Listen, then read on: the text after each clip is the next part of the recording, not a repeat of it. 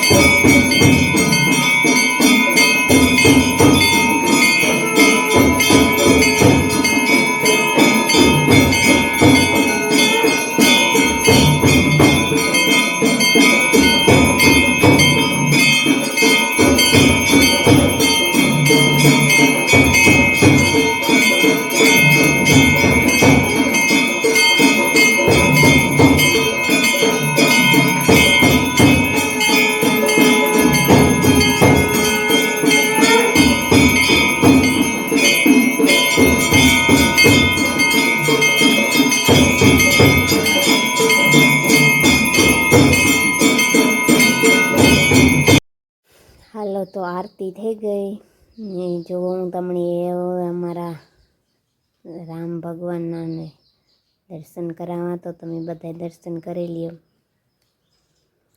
આ જે તો મૂર્તિ બેહાડી હતી લગભગ 2 વર્ષ થયા. તે તો બહુ મોટો પ્રોગ્રામ હતો, પ્રાણ પ્રતિષ્ઠા બધું કર્યું હતું. તો તે તો હું વિડીયો ન ઉતારતી એટલે મેં નહોતો ઉતાર્યા. બાકી બહુ મસ્ત જોરદાર થયો હતો પ્રોગ્રામ. તો એવું હે.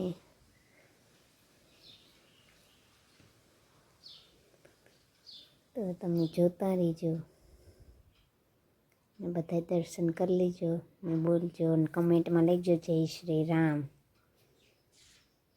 હાલ તો બધા વિડીયો જોઈ લીધો ને બધા દર્શન કરી લીધા હે, રામ ભગવાનના દર્શન કરી લીધા હે. તો મારા મંદિર તમને કેવું લાગ્યું ને આ વિડીયો કેવો લાગ્યો? જો સારો લાગ્યો હોય તો લાઈક, શેર અને સબસ્ક્રાઈબ કરવાનું ભૂલતા નહીં.